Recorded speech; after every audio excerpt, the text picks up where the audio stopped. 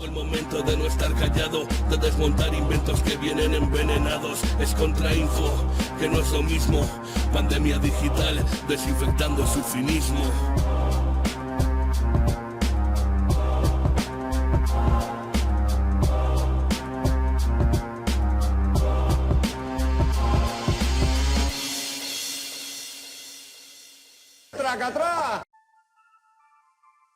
¿Qué tal? ¿Cómo estamos? Ahora sí, vale. Bueno, ya sabéis que esto cada día arranca de una manera.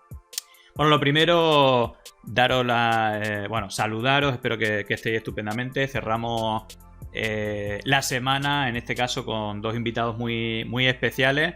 Vamos a tener a Roberto Laquidain y también a Álvaro Piélago, que aparte de periodista, bueno, también es el compositor de la melodía, de la sintonía de Pandemia Digital.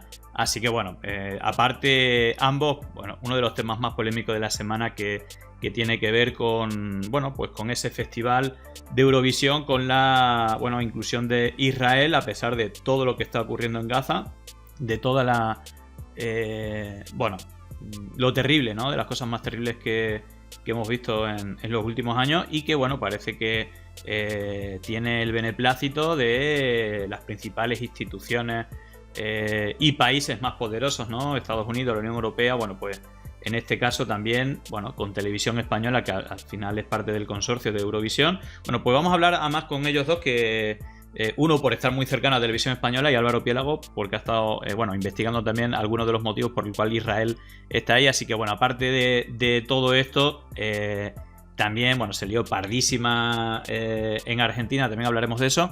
Y vamos a hacer el repaso de también lo que está pasando en la política actual. Bueno, ese pulso, ¿no? Entre la derecha y el gobierno con el asunto de la amnistía de Cataluña, con, bueno, pues cada vez más información de las cloacas del Estado, de cómo intervinieron en la Operación Cataluña, y con, bueno, que en su momento ya participó esa pata judicial de las cloacas, que ahora, bueno, pues digamos que se lamen las heridas la derecha y ese sector podrido de la justicia, que mayor representante, bueno, seguramente es el señor García Castellón, llamando terrorismo a todo. Así que, bueno, estamos con todo eso. También, bueno, pues hay otros asuntos, ¿no?, que tienen que ver también con la política internacional, como, bueno, pues esa campaña de criminalización, un poco al mismo estilo que las cloacas aquí en España, de llamar terrorismo a todo, y en este caso a la UNRWA, a la ONU, a la delegación, digamos, la organización de la ONU que se encarga de proteger y de ayudar bueno, no solamente a los refugiados en general, sino en esta situación, pues a heridos y a familiares de víctimas, personas que se quedan sin techo, sin comida. Bueno, todo esto que es tremendo, pues parecería que también son terroristas. Así que, bueno, vamos a hablar de todo ello con Roberto y Álvaro en un momentito. Bueno, qué gustazo, bienvenido Roberto y Álvaro Piélago, Roberto Laquidain, ambos periodistas.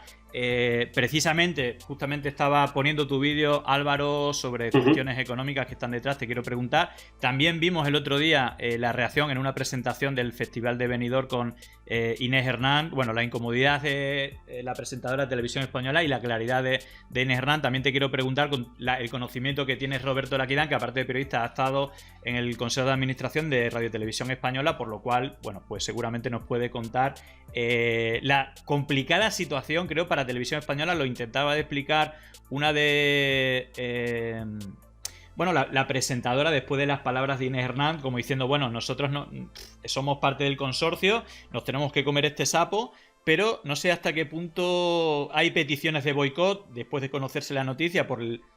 Se ha explicado que el boicot viene, es decir, no el boicot, sino la presencia, ¿no?, de Israel, bueno, está ahí porque ellos no se meten en política, pero vimos que no fue así con Rusia. Es decir, el doble rasero con lo que ha pasado con Rusia y con Israel en todos los sentidos es tremenda. Pero empiezo preguntándote a ti, Roberto, en qué situación está Televisión Española, y si incluso ante este boicot, que parece que va a ser muy grande, no sé qué es lo que se comenta o cuál es la posición de Televisión Española, incluso No sé si podría hacer boicot o desprenderse. Es decir, ¿a qué contratos está agarrado o cuáles son las obligaciones de Televisión Española? ¿Y cómo crees que va a enfrentar esta crisis, ¿no? Porque al final, aunque no sea decisión suya, sino colectiva, pues se va a comer este sapo y no sé cómo saldrá. No sé, Roberto, cuál es tu opinión de todo esto que no pinta bien.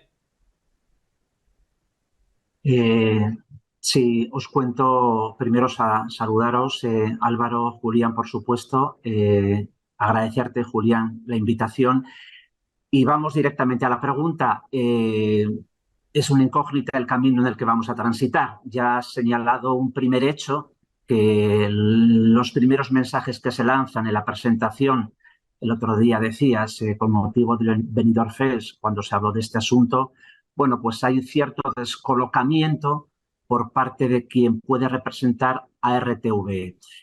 Eh, ¿En qué sentido hay descolocamiento o la gente no acaba de entender hacia dónde avanzar? Pues es un tema de política internacional, es evidente. Eso es lo primero que tenemos que atender.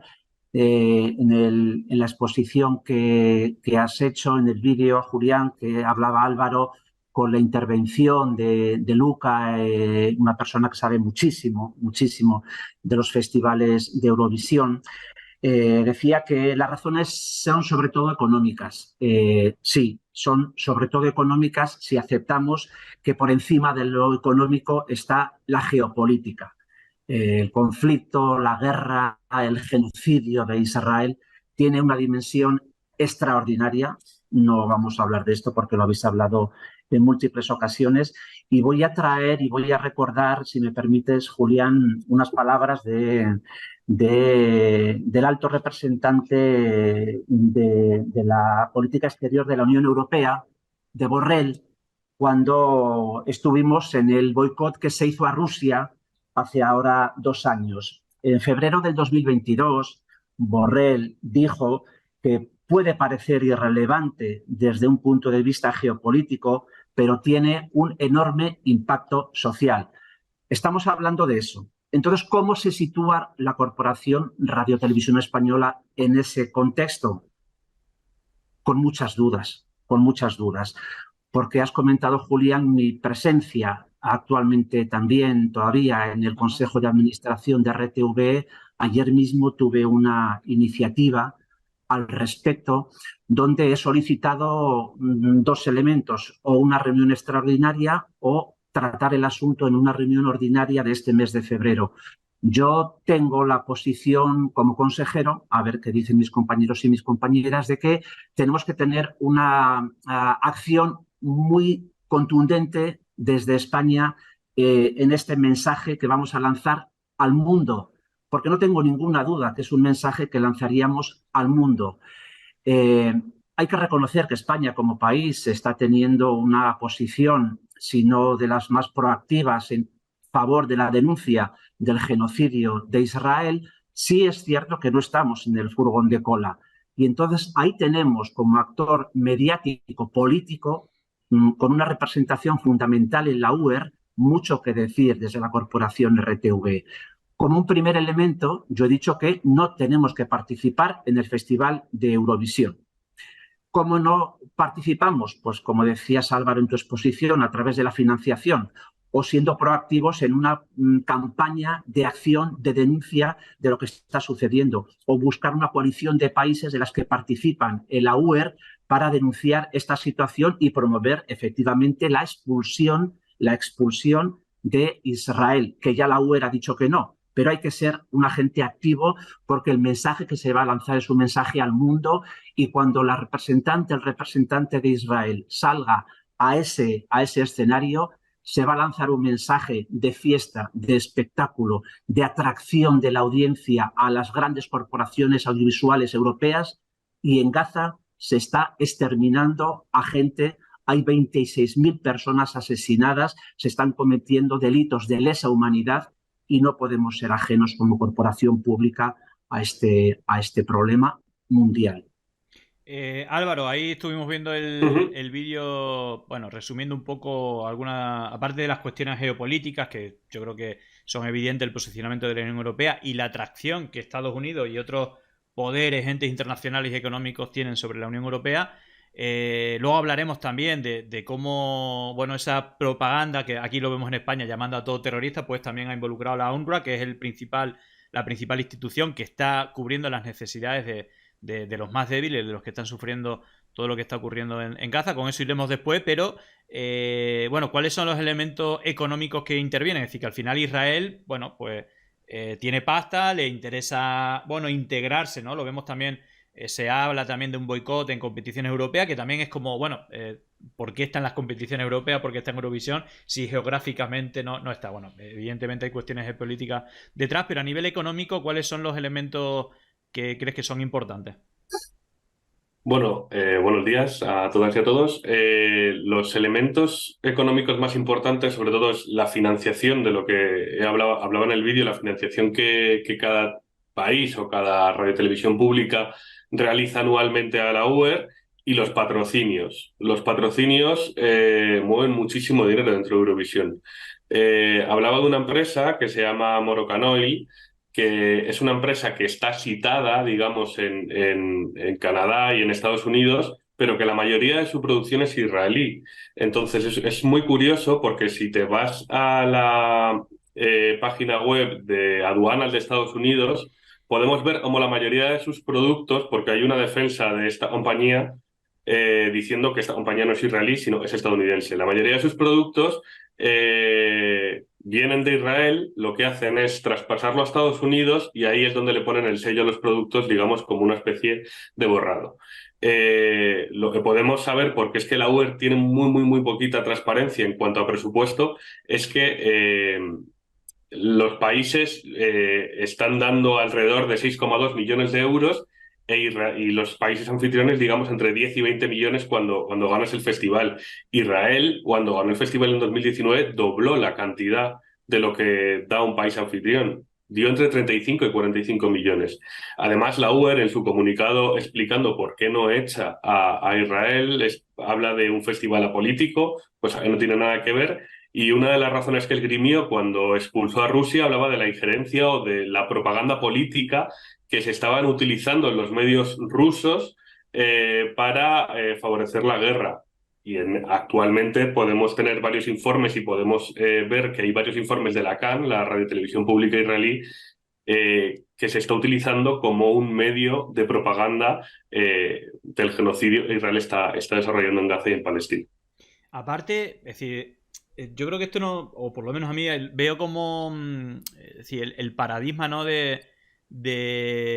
Bueno, de ver cosas que parecen increíbles, ¿no? Y aparte que, bueno, es decir, que algunas cosas no son subjetivas, ¿no? Como el doble rasero que diferentes instituciones, bueno, digamos las principales instituciones internacionales están haciendo, y en el caso de la Unión Europea, claro, con, bueno, pues los últimos dos grandes conflictos, o por lo menos los que nos caen más cerca, porque es verdad que luego todos los conflictos que hay en África o en países como Siria y tal, bueno, pues ahí quedan enterrados y nadie los ve, pero en este caso vemos cómo de una manera o de otra nos influye directamente a la economía. Evidentemente nos afectó gravemente la invasión de Rusia en Ucrania, pero vemos que las reacciones son totalmente diferentes. Y hay una cuestión también que a mí por lo menos me traslada a lo que se está viendo en la política nacional, que luego también iremos con ella, que es que esa capacidad o ese poder que tiene Israel a nivel internacional. Hemos visto, bueno, todos los episodios, ya llevamos más de 3 meses con decenas de miles de niños asesinados. Las cantidades, bueno, son tremendas, más las que no se conocen, porque estamos hablando de decenas de miles de niños muertos a causa de las bombas, pero claro, hay otra cuestión que son las enfermedades, que son, bueno, la inanición y un montón de cuestiones que difícilmente son controlables o achacables directamente, que seguramente no entre en este conteo. Y hemos visto cómo en esa, bueno, rayo de esperanza que se veía de la acción de Sudáfrica, ¿no? Llevando a Israel a la Corte Internacional Penal por el genocidio, bueno, pues esa resolución preliminar, si no hablaba claramente de un cese, digamos, inmediato de los bombardeos, sí que hablaba de dos elementos clave, que es la entrada inmediata, facilitar a la ayuda humanitaria, Y la otra cuestión, el acceso de, bueno, de los suministros básicos, ¿no? Para la vida, ¿no? Que también se estaban bloqueando. Hemos visto vídeos incluso militares quemando contenedores, sionistas parando los camiones, etcétera.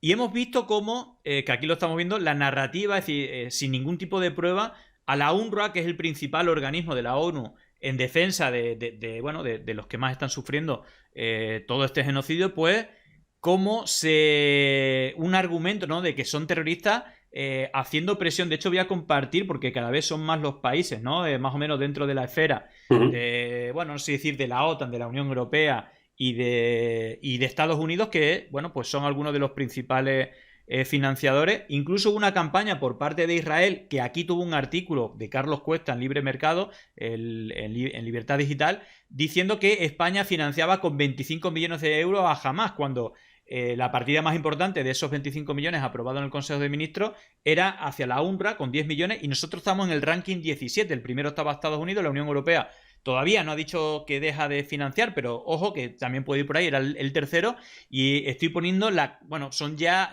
más de 20 países que han retirado, yendo en contra totalmente de esa resolución preliminar de la acción inmediata para la ayuda humanitaria. Y vemos cómo no solamente han redoblado bombardeos, sino que también lo que han hecho es hacer una campaña. Incluso hay un mensaje diplomático hacia España, que todavía ha dicho que va a seguir financiando a la UNRWA, que se ven decepcionados y por seguir financiando a la UNRWA. Así que esto ya es surrealista, bueno, no sé, ya a mí se me acaban los calificativos, pero no sé cuál es vuestra opinión, Roberto, con todo esto, que bueno, por meter un tema de televisión española, más allá de la cobertura, que en momentos yo creo que ha sido más o menos buena, lo que sí hemos visto es como ya sabemos que han asesinado a más de 100 periodistas, que no permiten la entrada de periodistas, pero sí que vayan incrustados, así como la guerra de Irak con Estados Unidos, con el ejército. Hemos visto a televisión española con los militares contando la versión de Israel incrustada en el gobierno, es decir, en el ejército de Israel, contando la versión de Israel, algo que me parece, bueno, cuanto menos criticable. También te dejo esa perita en dulce, Roberto. Te agradezco, Julián, la formulación de la pregunta desde el ámbito profesional, desde el periodismo, en el que sí me atrevo a opinar con ciertas garantías y conocimiento. Luego, cuando vamos a la política internacional, al conflicto en sí mismo, ya tengo más cautelas en estas cosas de que los opinadores y los tertulianos tenemos que saber de todo y realmente sabemos de lo que sabemos. Por eso te agradezco mucho el hilo y cómo construyes la pregunta, Julián. Voy a la parte última.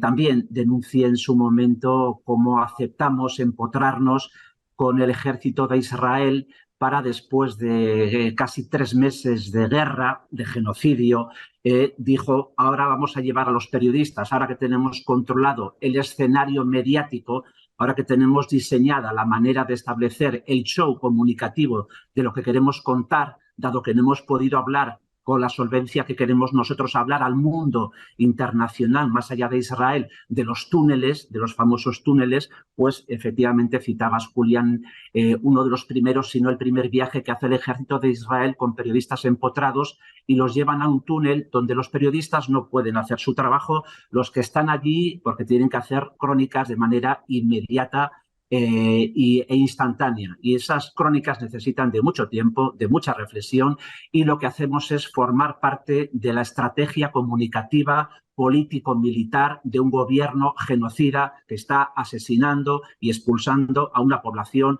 al pueblo gazatí, de su territorio. Claro, ser colaboracionista de esa estrategia militar, porque la comunicación es una guerra militar también, pues necesitaría de muchísima reflexión. Lo denuncié en el ámbito interno de RTVE.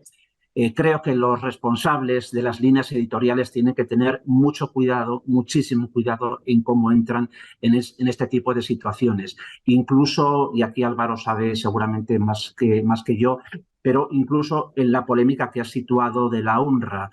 Claro, si tenemos una máxima en el periodismo, sobre todo cuando el asunto nos interesa tenerlo en esta cautela del frigorífico, de la nevera, es presunción de inocencia.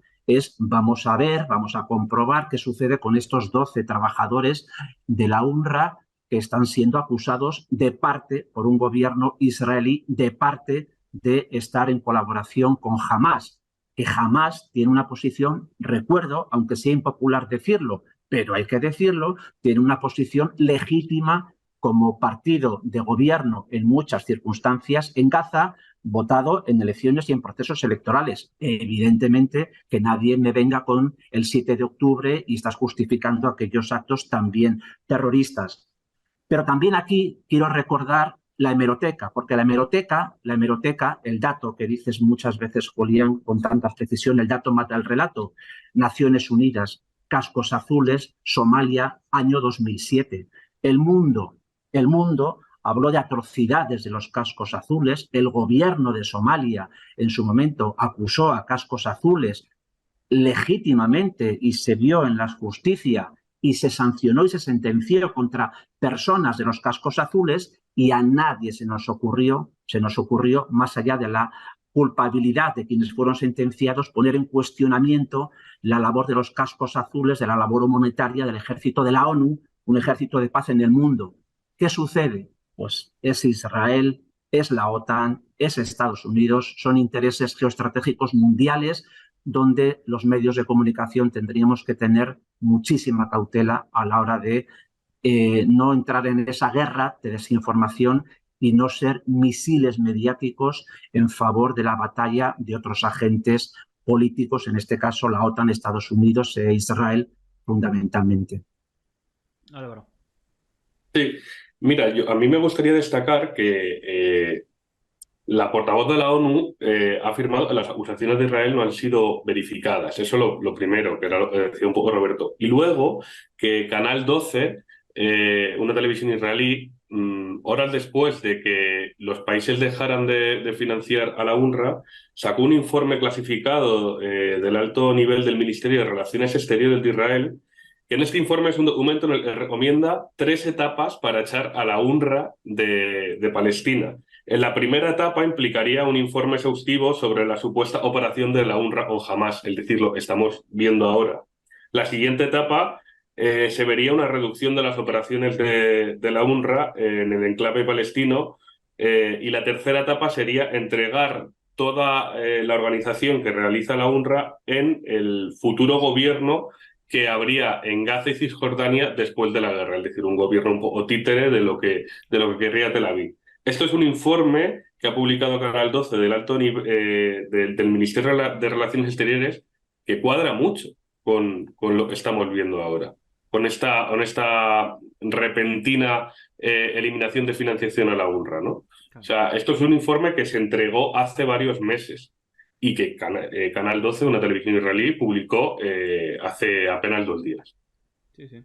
Ahí, si me permites, Álvaro, Julián, Sí. claro, por no cosificar la UNRWA, cuando hablamos de la UNRWA como agencia de la ONU de apoyo a los refugiados, en este caso en Gaza, es la organización mundial en cuyas instalaciones hay cientos de miles de ciudadanos de Gaza.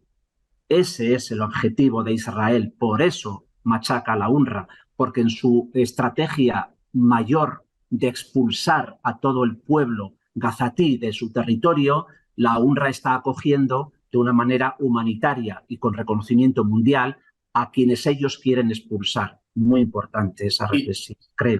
Y no solo eso, sino que la UNRWA reconoce como refugiados palestinos a hijos de refugiados que han tenido que emigrar a Libia, que han tenido que emigrar a Jordania.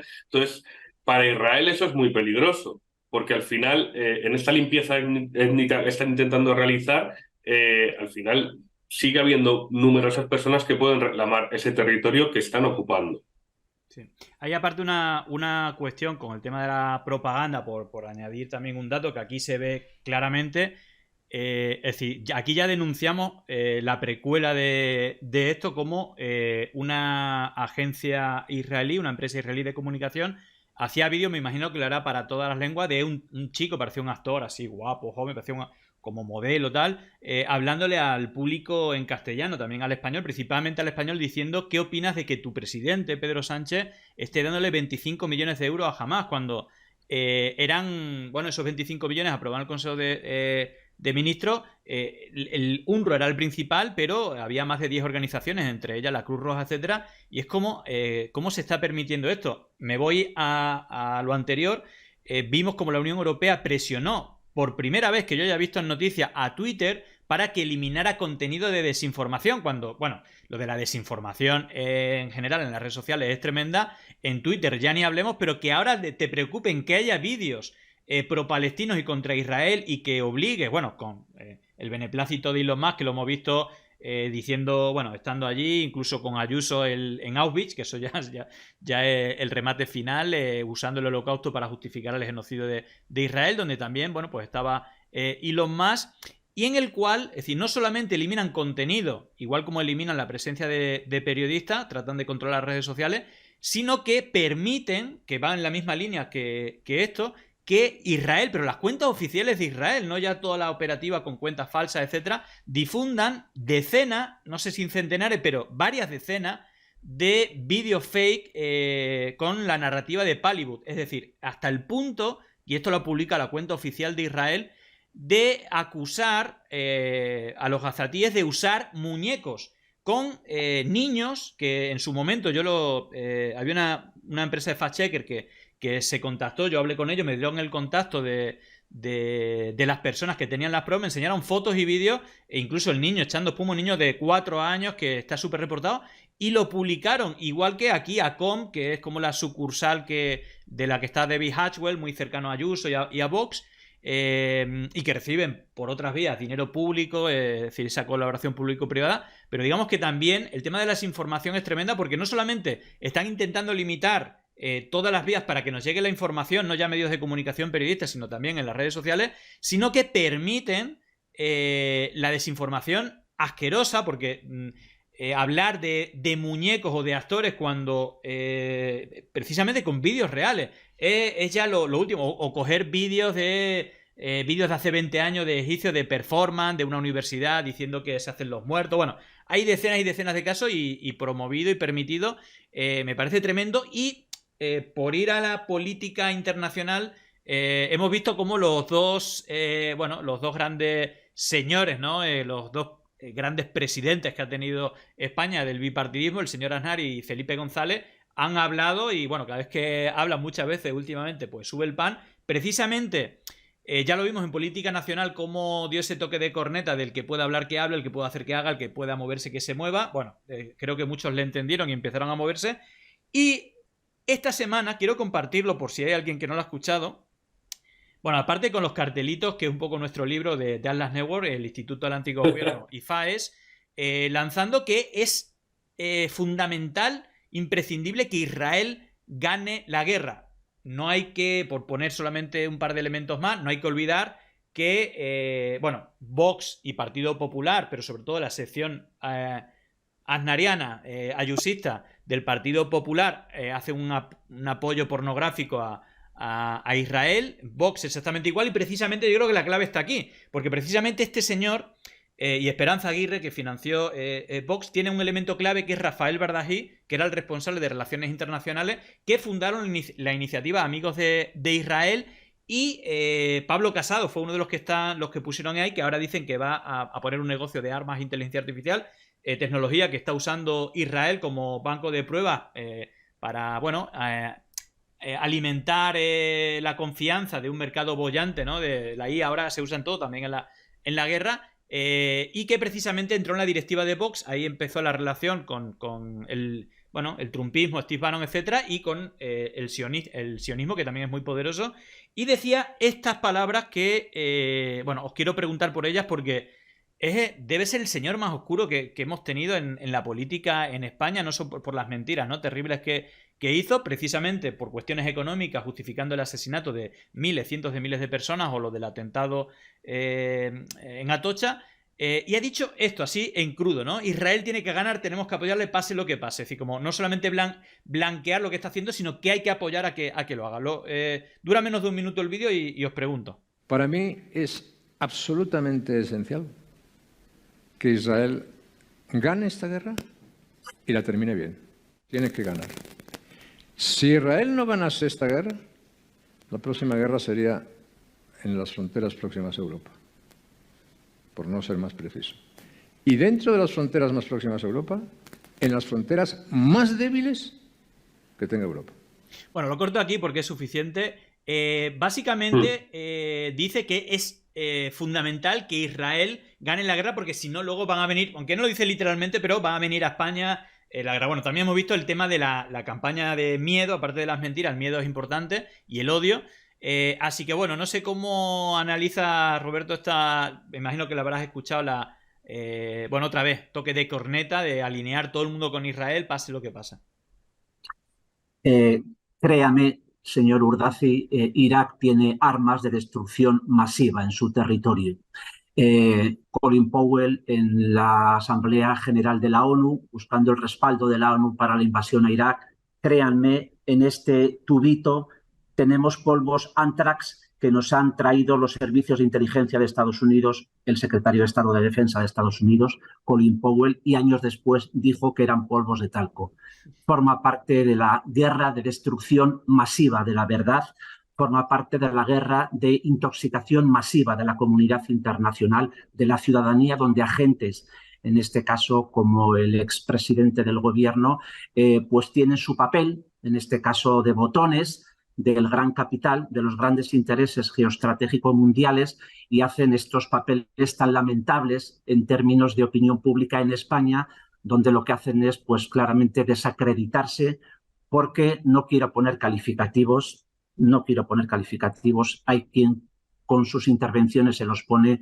Hay un genocidio, hay una expulsión de un pueblo, de un territorio como es el pueblo gazatí, hay una limpieza étnica, lo ha dicho la Corte Penal Internacional, como lo ha dicho, lo está diciendo la ONU, lo está diciendo Guterres, lo está diciendo la comunidad internacional, con más referencia a la acción humanitaria de la defensa de los derechos humanos, para que vengan, y aquí sí voy a decir una palabra, un adjetivo, peleles como en este ámbito, lo respeto como ciudadano y como persona, pero saca tus manos de este debate y más con estos mensajes tan abyectos, porque no se merece la comunidad, la opinión pública española escuchar estas barbaridades.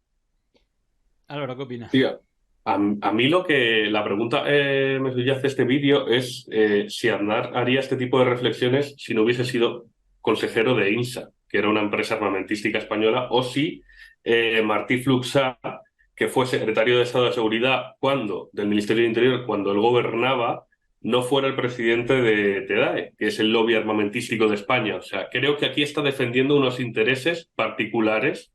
A mí me gusta seguir mucho el dinero y creo que aquí está defendiendo unos intereses de dinero. El gobierno de Aznar dio entre 1996 y 2003 13 millones de euros a empresas armamentísticas. Y el gobierno de Rajoy lo mismo.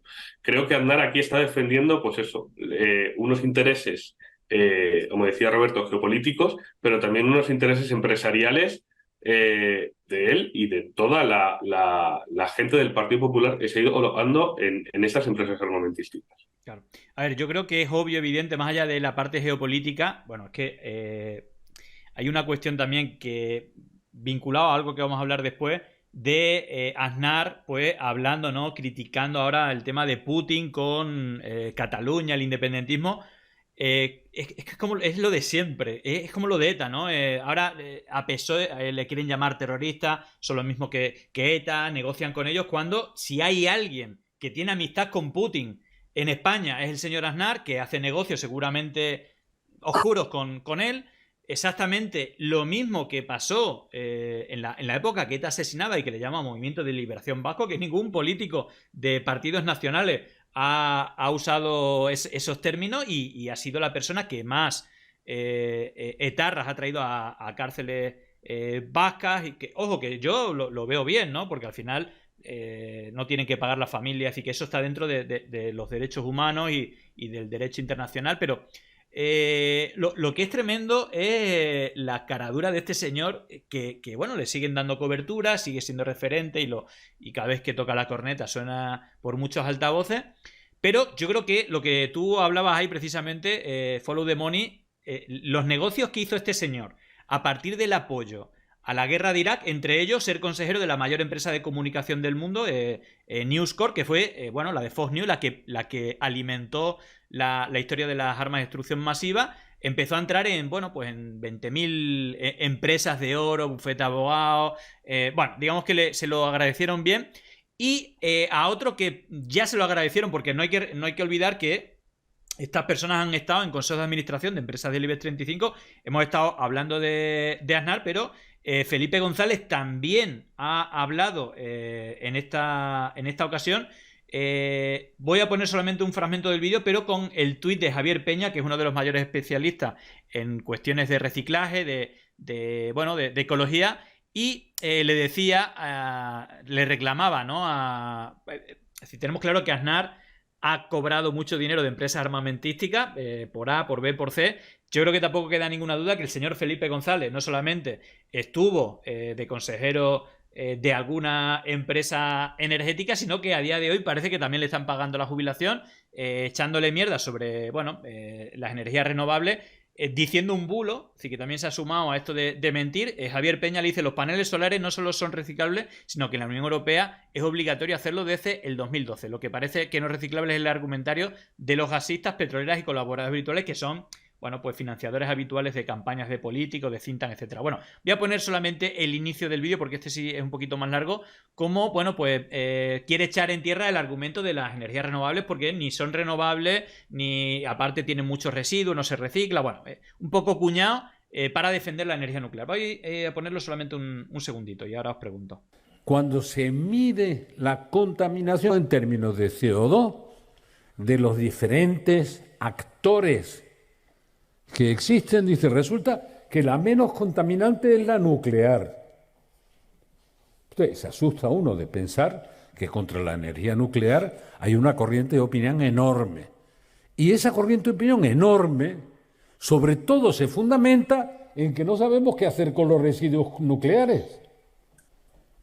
¿Y tienen razón? Sí. ¿Pero qué vamos a hacer con los residuos de las plantas fotovoltaicas? ¿O con los residuos de los aerogeneradores? ¿Qué vamos a hacer? ¿Alguien lo ha pensado? Bueno, lo paro ahí, pero el vídeo es más largo. Ahí, bueno, una fundación, la Fundación Felipe González. Bueno, me aparecen muchas de fundaciones como el señor Aznar. Bueno, no sé, te pregunto a ti, Álvaro, no sé si tienes alguna sospecha que aquí también las relaciones, ¿no?, de Felipe González con empresas energéticas que, bueno, pues según, es decir, hacen los cálculos y hay que apostar ahora por este tipo de energía, ahora por la otra, pero siempre por cuestión de dinero. No sé, un poco fuera del tiesto que las viejas glorias del PSOE, pues eso, cada vez que hablan sube el pan. No sé si aquí también ves que puede tener alguna relación, bueno, algunos milloncejos de euros que le han caído de alguna empresa energética. Pues sí, porque aparte de lo que todos conocemos, que Felipe González es consejero de Naturgy, el jarrón chino del Partido Socialista, es un poco curioso, ¿no? Porque Felipe González, el Felipe González de OTAN de entrada no, pero luego sí, claro, también tiene cambios de opinión, ¿no? Porque fue Felipe González en 1983 quien creó una moratoria para frenar la energía nuclear en España. Fue su gobierno. ¿Qué ha cambiado de estos años aquí para que él frenara la energía nuclear y ahora la apoye sin ningún tipo de tapujos? Pues lo que ha cambiado es que hay un lobby nuclear muy grande que pudimos ver en la COP28 de hace unos meses, en el que se hablaba de triplicar la energía nuclear en 2050 como medida de transición energética de la descarbonización, que digamos que es el camino fácil a la descarbonización, pero no el camino real, porque la energía nuclear genera una serie de residuos muy contaminantes. Y luego, por otro lado, esto tiene una estrategia, y es que desde que el gobierno le dijera a las eléctricas que debían de asumir el coste de la construcción de silos para dejar el material nuclear, todo el lobby nuclear ha iniciado una campaña de comunicación entre las que se encuentran las palabras de Felipe González defendiendo la energía nuclear. Y que esto cuesta dinero, ¿no? Estas palabras, claro, directamente a Doc. Claro. Diga usted esto y... Bueno, no sé qué opinas, Roberto, de estas palabras del señor González. Pues lo ha dicho Álvaro antes y las exposiciones que estáis haciendo, Julián, dejáis el rastro que la gente que nos está escuchando, los compañeros y compañeras que siguen pandemia, saben hacerlo, pero siempre es bueno, recomendable hacer esa práctica, seguir el rastro del dinero. Efectivamente, hay que seguir el rastro del dinero y poder avanzar por ahí. Eh, Efectivamente, escuchar palabras por parte de Felipe González o barbaridades o boutades o, o elementos de cuñado, como has dicho, Julián, donde se nos dice que los residuos de la energía fotovoltaica o los residuos de la energía eólica son igual o peores que los residuos de la energía nuclear, pues entonces es desandar 30 años de discurso, de concienciación, de donde se nos está llamando a cuidemos el planeta para que vengan gentes como Felipe González, o antes hemos escuchado a José María Aznar, con estos discursos. Yo, por hablar de mi libro, o unos de mis libros, Julián, Álvaro, siempre denunciaré el silencio de las grandes corporaciones de la comunicación en España.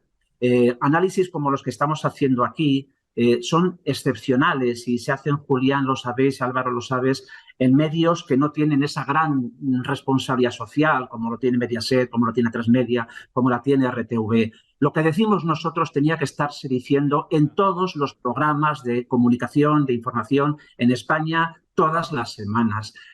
Y ese silencio, ese amordazamiento, pues lo habéis dicho, también está forzado por los lobbies, por las grandes estructuras de poder económico que son capaces de acallar lo que la ciudadanía necesita escuchar permanentemente, no de vez en cuando. Total. Hay una cuestión que es obvia, que tiene que ver con cosas que está comentando Álvaro, que tiene que ver con el dinero. Es que precisamente,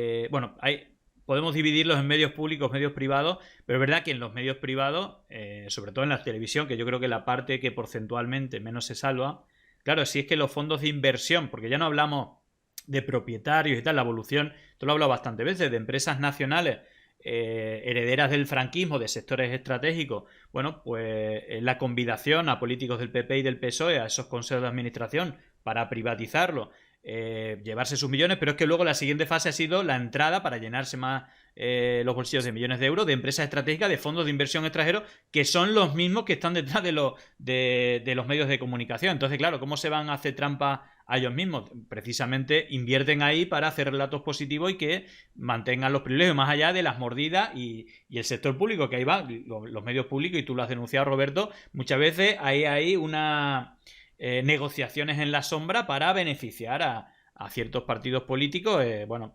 Ya hemos hablado, y esto también por repetirlo, porque tampoco son cosas que se suelen decir en los medios de comunicación, muchas veces, ¿no?, la crítica a Televisión Española, pero bueno, si está el gobierno, ¿por qué traen a este tertuliano, traen difundiendo bulos, tal? Bueno, ya hablamos aquí que dentro de las negociaciones, que luego podemos hablar ahora también, porque seguimos con las negociaciones del desbloqueo del Consejo General del Poder Judicial, parece que hubo ahí unas negociaciones con el Consejo General del Poder Judicial donde entraba Televisión Española y darle, y esto nos lo comentaste tú, no sé si casi en exclusiva, pero no se hablaba de esto con la gravedad que tiene, donde en las negociaciones estaba pues quitarse del medio a Cintora o el control de periodistas que habían trabajado con el Partido Popular en los programas de tertulia matinales de Televisión Española. Y ahí, claro, por eso hemos visto los disparates que hemos visto. Es decir, que también tiene ahí, y precisamente dentro de este campo de la desinformación, por avanzar un poco más, la otra pata, que es la judicial, también ha sido, también comparto pantalla con un par de detalles y ya os dejo opinar. Agarrarlo por donde sea, porque ya llevamos mucho tiempo con esto de el gobierno es ETA, son terroristas, los independentistas son también terroristas. Bueno, ahí lo hemos... ese marco ya se lleva meses repitiéndose, y el papel de los medios de comunicación es obvio, es evidente, en todas las acciones de cloacas, todas las que ha habido contra Podemos desde que aparece, anteriormente contra el movimiento independentista, cada vez se saben más cosas, auténticamente espeluznante para una democracia, pero que se sigue permitiendo. Hemos escuchado a la señora Ayuso justificándolo, vitoreando a García Castellón, que, bueno, pues como dice aquí Javier Echeverría, una vez abierto el Frente Catalán, el PP ordena a García Castellón que abra el Frente Vasco. Es decir, no solamente ya con el independentismo, que, bueno, pues diferentes causas por terrorismo, ¿no? Y prácticamente todo es terrorismo, también esto lo ha estado sufriendo activistas ecologistas. García Castellón reabre a petición del PP un caso sobre homenajes a presos de ETA y apunta a Sortu, decidido hace 3 meses que no habría motivo. Es decir, el mismo juez que antes decía que no había ningún tipo, hasta el señor Castellón decía que no había motivo, pues ahora bueno, pues lo abre porque interesa políticamente y, bueno, sabemos que es un activo. Pero yo me quiero quedar con este momento, para el que no lo haya visto, que ya un poco usando el principio de transposición, la misma caradura del señor Aznar, pues hasta los más moderados, supuestamente, como Borja Semper, dijo literalmente: nosotros no vamos a hacer nada que sea ilegal ni que perjudique la institucionalidad, no como el PSOE, así como atribuyéndole. Y aquí Aitor estuvo brillante, es decir, mucho habría pensado algo parecido. Voy a poner el vídeo con la frase del señor Semper y la pregunta-respuesta zasca de Aitor Rivero, porque también es excepcional. Vamos a escuchar, porque la caradura de esta gente, la verdad es que agota calificativos. Voy a poner el momento y os pregunto, bueno, agarrar el toro por donde queráis, porque tiene muchas aristas o muchos cuernos, pero pongo este vídeo y os pregunto vuestra opinión. Nosotros no somos el Partido Socialista, no por las siglas que hay ahí, sino por nuestra forma de funcionar. No vamos a hacer nunca nada que sea ilegal. Cosas raras con el Partido Popular que nadie espere. Cosas que tensionen la institucionalidad, las normas, los reglamentos, la ley, con nosotros, que nadie lo espere. Cosas que tensionen a la institucionalidad, a la ley, que nadie lo espere con el Partido Popular. Entonces, quería saber si organizar una unidad parapolicial desde el Ministerio Interior para investigar a funcionarios políticos, crear pruebas falsas y distribuirla a medios de comunicación para que la publicaran, tensiona la institucionalidad y la ley o no. Cualquier funcionamiento por parte de las instituciones públicas que esté al margen de la ley, desde luego, tiene todo el rechazo del Partido Popular, cuando así lo acrediten los tribunales. Nosotros no somos... Claro, bueno, con nosotros que no cuenten para hacer cosas ilegales, eso del PSOE, nosotros estamos fuera de ello. Claro, cuando le pregunta, y esto de armar grupos parapoliciales, crear informes falsos para mandarle a los medios de comunicación, podría sumarle otros cientos de casos de corrupción, que, bueno, también es señal de identidad del Partido Popular. Incluso se agarra, y aquí está la clave, ¿por qué nos sueltan? Quizá, y te voy a preguntar, Roberto, ¿no? También...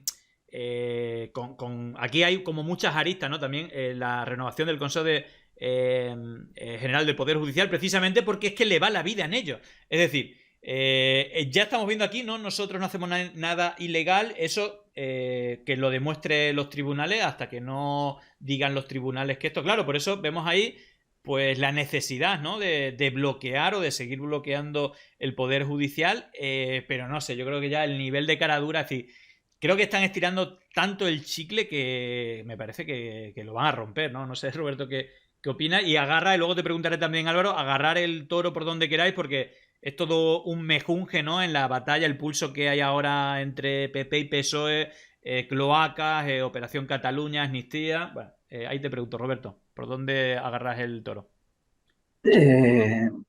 Casi empezaríamos el programa de nuevo. Desde la expresión que utilizas, Julián, estiran tanto el chicle que lo van a romper. Y les da igual romper el chicle. Cogen otro y lo estirarán sabiendo que lo van a romper y lo volverán a romper. Casi todo, o una de las grandes responsabilidades de lo que sucede está en nosotros, en los medios de comunicación. Yo, que soy posiblemente el más...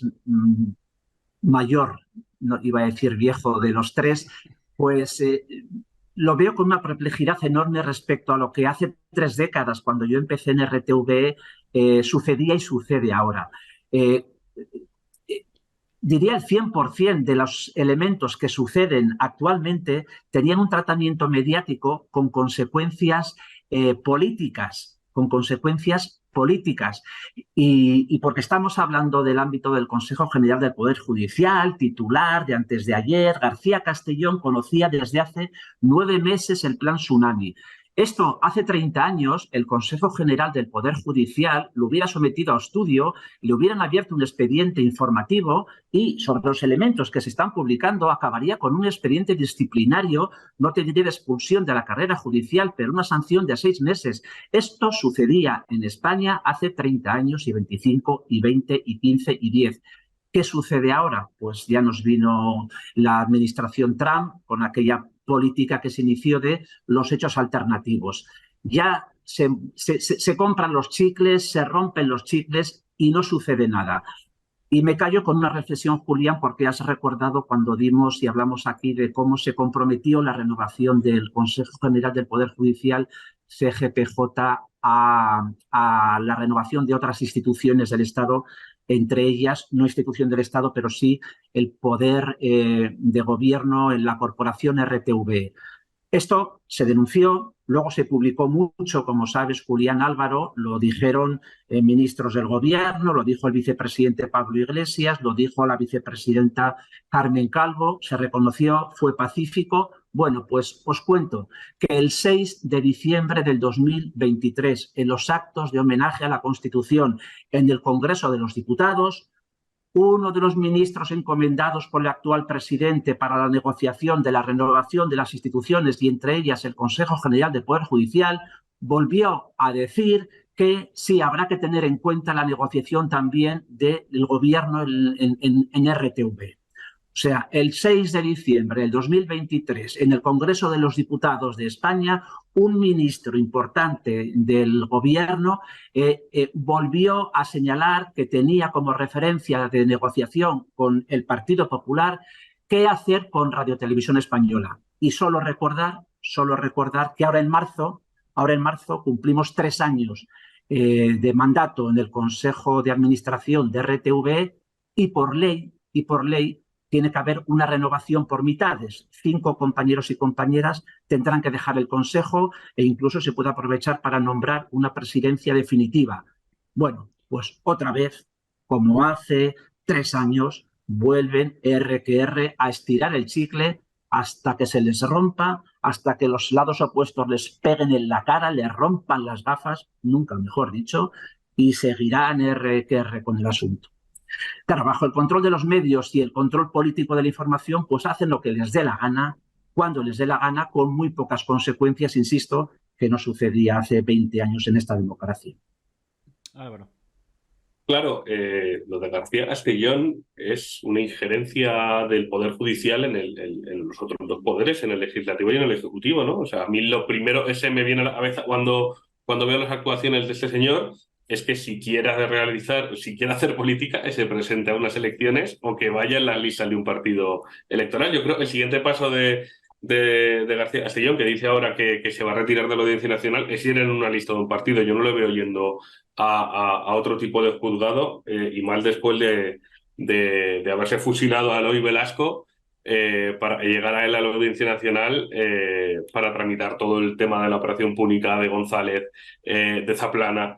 Entonces, a mí me parece que esto demuestra la calidad democrática que tenemos en España, porque como dice Roberto, a mí me parece de vergüenza o un estupor que este juez pueda abrir y cerrar autos ad hoc según sus intereses políticos y que no pase absolutamente nada. Hace 30 años esto era impensable. A Garzón le han inhabilitado por cosas muchísimo menos graves de lo que está haciendo este señor. Sí. Si me permites, Julián Álvaro, recordar, hablamos de García Castellón, Joaquín Aguirre, el otro juez, que ahora de repente desayunamos con una causa donde resumidamente y casi de manera chistosa dice que los independentistas catalanes estaban en comunicación con el gobierno de Putin y les comunicaba sus intenciones de invadir Ucrania. Es Dios santo, surrealista. se abre esa causa.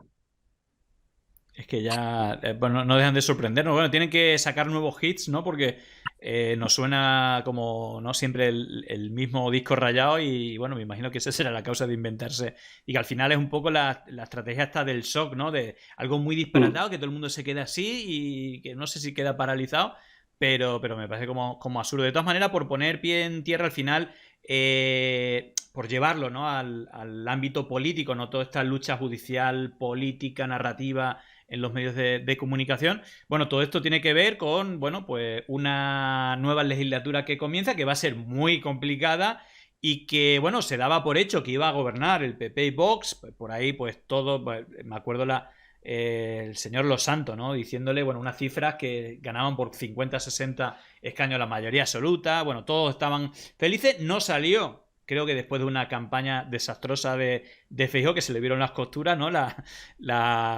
También por el buen periodismo, que es verdad que, y por ponerle un dato positivo a Televisión Española, esa entrevista de Silvia Inchaurrondo, que yo creo que fue punto de inflexión, donde, claro, venía mintiendo. Incluso se hablaba del primer debate que lo ganó gracias a las mentiras de Feijóo, la naturalidad con que mentía, y que eso incluso tiene comunicativamente un nombre. Dices tantas mentiras que luego el otro tiene que desmentir tanto que se vuelve loco, ¿no? Eso es lo que pasó un poco en el debate con Pedro Sánchez, y es verdad que le paró los pies y le dijo: oye, usted está mintiendo, pero está mintiendo por quinta vez ya, porque ya la han desmentido, porque sí que no, y seguía. Y creo que eso fue un parteaguas que le influenció bastante, por darle un punto positivo también a Televisión Española y al periodismo en mayúscula. Pero volviendo a lo que decía, que al final lo que hay todo esto es una legislatura muy complicada, donde lo más polémico es esa ley de amnistía, esa vinculación con Jun, que seguramente pues no sean muy de fiar, también por el historial que tiene, más allá de su papel, que no vamos a abrir ese melón durante el proceso. Pero si nos vamos a lo que ha ocurrido, no sé si esto le pilla sorpresa, pero son datos. En la votación supuestamente de esta ley de amnistía, que es para, bueno, pues hacer una especie de reconciliación, ¿no?, de todo ese trauma, ¿no?, que sufrimos y que polarizó tanto el país, que acabó con cientos de activistas y muchos políticos encarcelados o exiliados.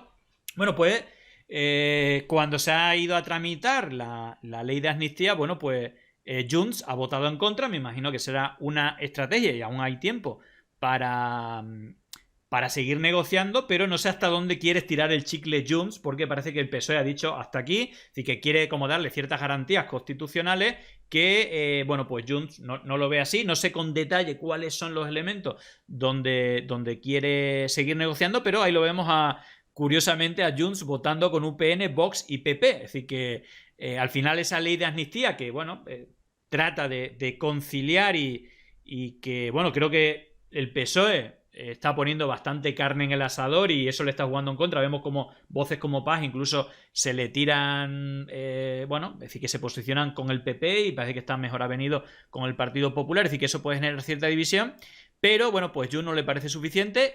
Reacciones, pues el señor Bolaño ha dicho que es absolutamente incomprensible que Junts haya votado no de la mano del PP y Vox, precisamente los que quieren encarcelarle y legalizarle. Es decir, que al final habría que ver si se rompe la legislatura por la negativa de Junts, qué le va a pasar a Junts con el PP y Vox en el gobierno. Y también, bueno, pues Pedro Sánchez ha dicho que los indultos han sido un paso importante, la ley de amnistía será el paso definitivo, el independentismo catalán no es terrorismo, que es un poco el mantra que repite la derecha con la que ha votado Junts. No lo es, lo sabe todo el mundo. Con este proyecto de ley todos los independentistas catalanes van a ser amnistiados porque no son terroristas. Bueno, hablando claro y con un elemento que durante mucho tiempo en campañas anteriores ha negado ni la amnistía, así que había como un choque de frente con los independentistas, como anteriormente lo tuvo con Podemos. Al final tuvo que ir con Podemos, ahora tiene que ir con los independentistas. Bueno, ¿cuál es vuestro análisis, Álvaro? Empiezo por ti. Sí, bueno, a mí la amnistía es un tema que me da la sensación que no sé si es lo generacional o quizá peco de vivir en Madrid, no sé qué piensa la gente del chat, que me queda bastante lejos. Me parece una guerra entre reyes mientras el resto miramos. Creo que la votación de Junts tiene muchas aristas. No me gusta enfocar las votaciones como Junts vota igual, el PP y Vox. Claro. Como se ha utilizado otras veces porque tiene motivos diferentes. Creo que uno de ellos es que se quiere diferenciar de Esquerra teniendo una posición muchísimo más dura. En la última legislatura en el Parlamento de la Generalitat a Esquerra se le echaba en cara mucho su complicidad con el gobierno y ahora quiere tener una posición muchísimo más dura con el Partido Socialista. Pero tienen que tener en cuenta que si esta legislatura se rompe porque ellos están estirando demasiado el chicle.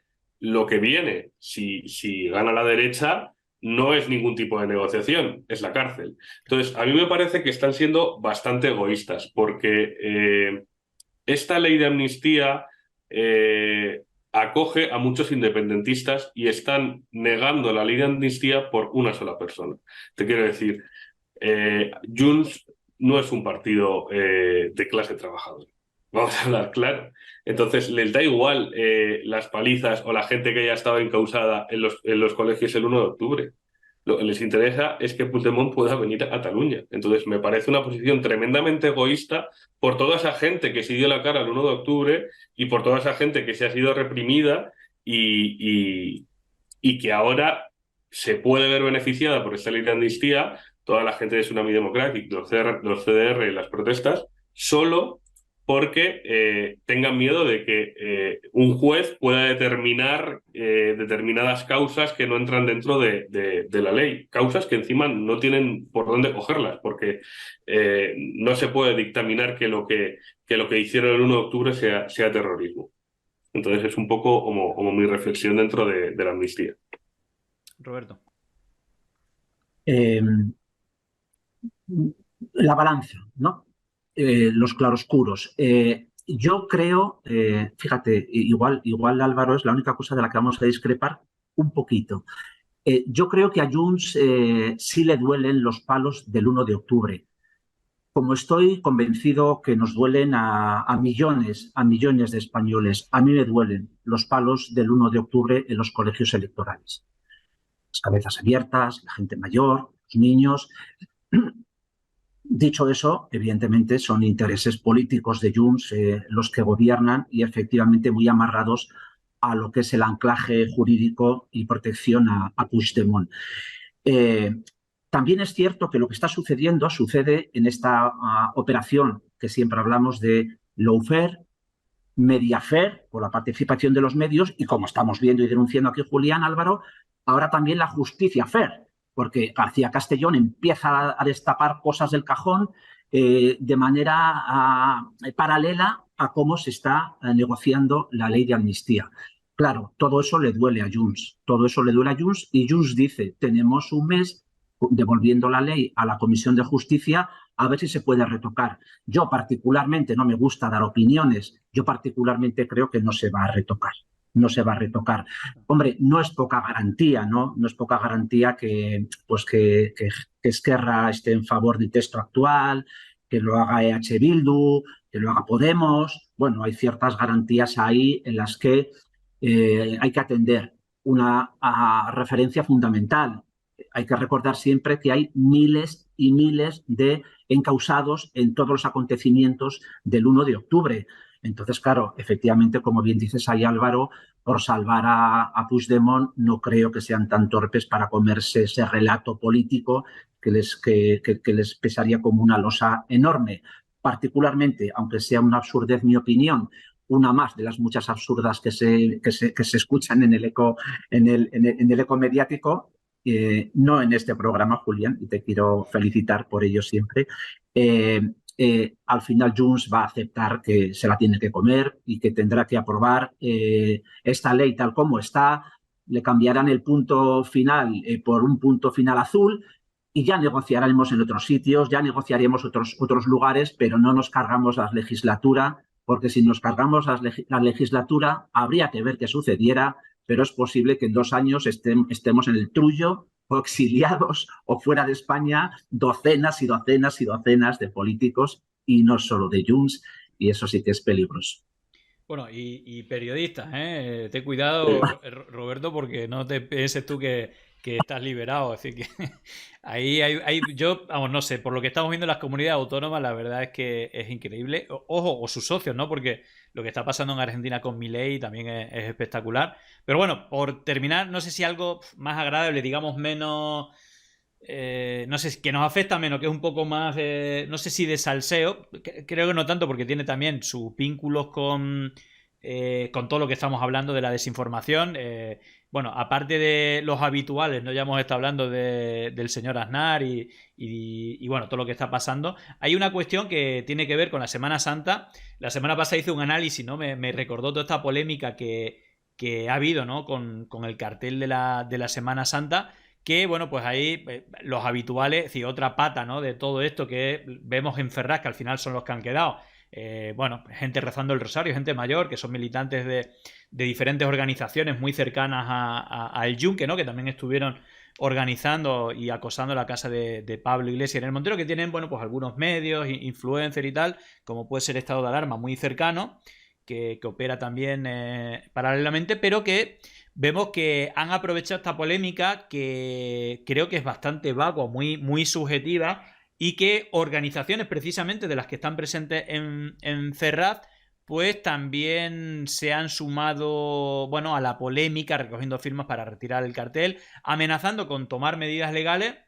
Incluso, bueno, Abogados Cristianos más conocido, pero también está la asociación de Pablo Hellfelder, creo que el Instituto de Política Social, da igual el nombre porque al final hacen todos casi lo mismo, diciendo que este Cristo era amanerado y que eso era un posible delito de odio a los sentimientos religiosos, ¿no? Que ya es como el extremo. Bueno, aquí también te dejo perita dulce. Televisión Española ha invitado a este chico que tiene 20 y pocos años, hijo de, según los investigadores, el número 1 del Yunque en España, Eduardo Hellfelder, el presidente del Instituto de Política Familiar, y que, bueno, es un tipo franquista que, bueno, incluso pidió un golpe de Estado, un levantamiento de los militares, porque su abuelo era militar con Franco, cuando querían trasladar los restos de Franco. Hizo una carta pidiendo a los militares que dieran un golpe militar, etcétera. Bueno,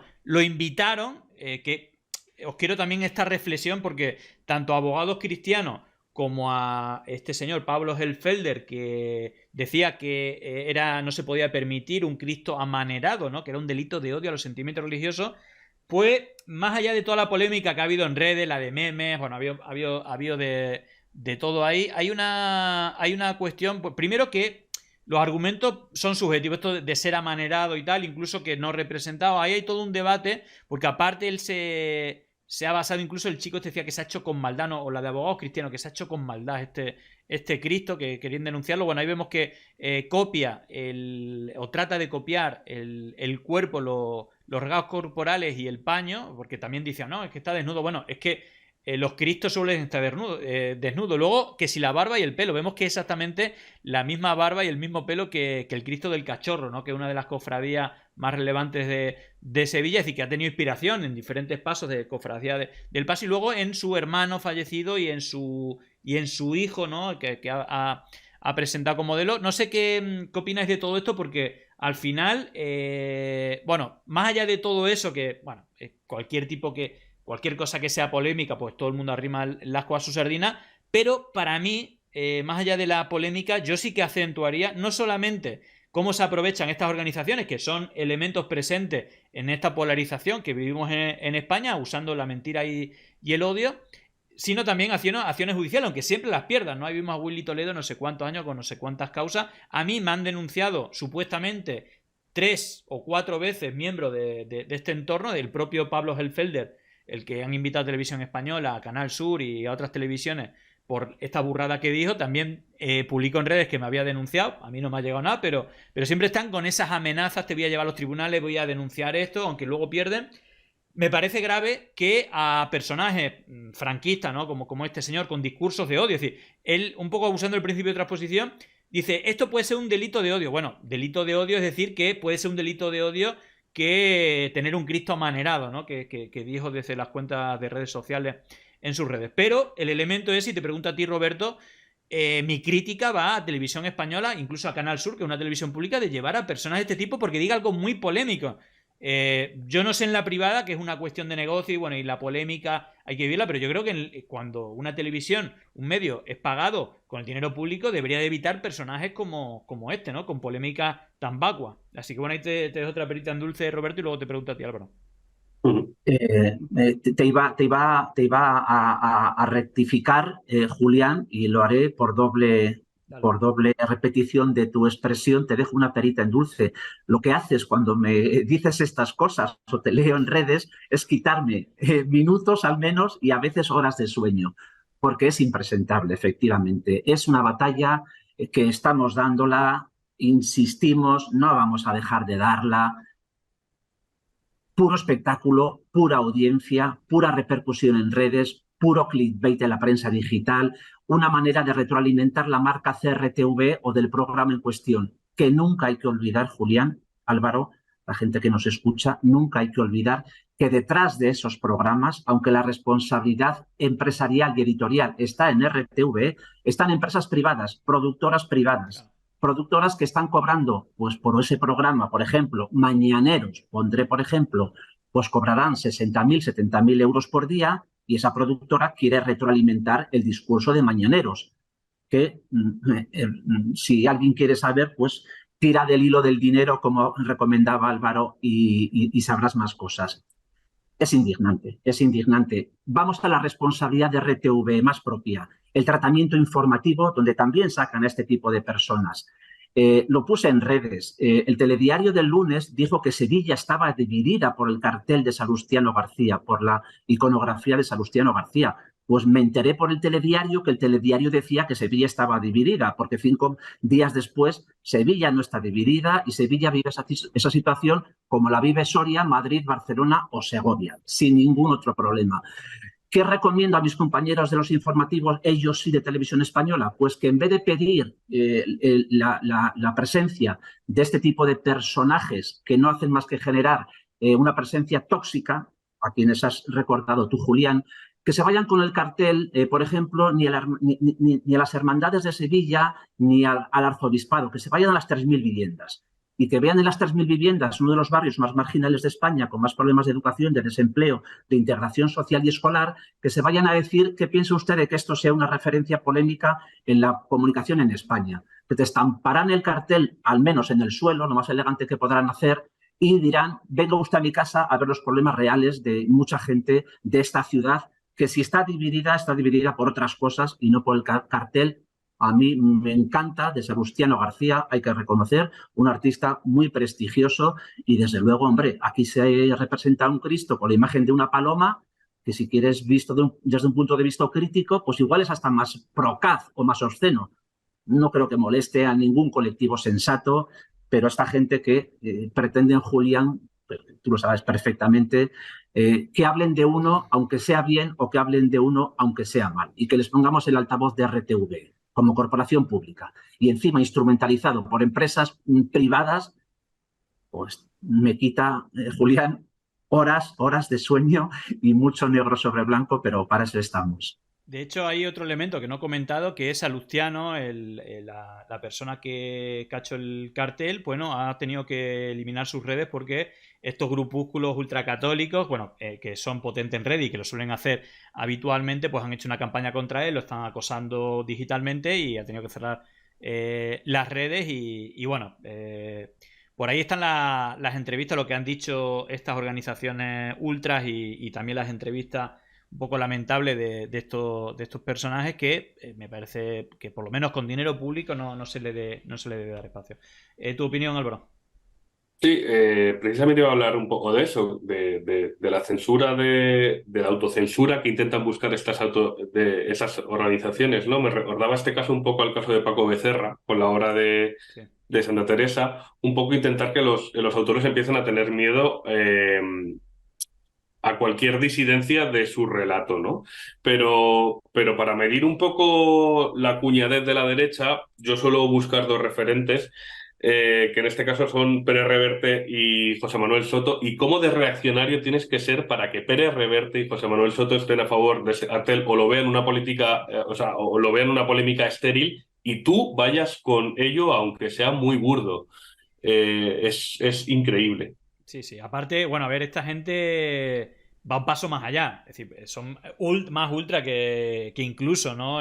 Bueno, Pérez Reverte, que tiene sus claroscuros, también hay que reconocerlo. Pero bueno, gente más cuñada como el señor Soto, ¿no? Que también pues también había una polémica con esto del Rocío. Parece que al final ha tomado las riendas la Junta de Andalucía de ese chiringuito, ¿no? El que criticaba, ¿no? Los chiringuitos al final recibe chiringuito, pero sí, yo creo que, mira, precisamente Canal Sur, que está gobernada por la derecha, en la entrevista que le hicieron a Pablo, te decían, pero todo unánimemente, como apoyan, todos eran católicos, cristianos, fervorosos de la Semana Santa. Algunos decían, sí, a lo mejor puede ser criticable, que no representa la figura típica, el dolor, tal, pero decir que esto es un delito de hoy, se le echaban encima, ¿no? Al tipo ¿no? A Pablo Hellfelder. Entonces, incluso los más de derecha, incluso, bueno, dentro de los más fervorosos defensores, dicen, no nos ha molestado, ¿cómo que estamos? Decían, no hay nadie puede ser criticable, pero ¿cómo vamos a llevar esto? ¿Cómo va a ser esto un delito? Como se echaban la mano a la cabeza. Pero bueno,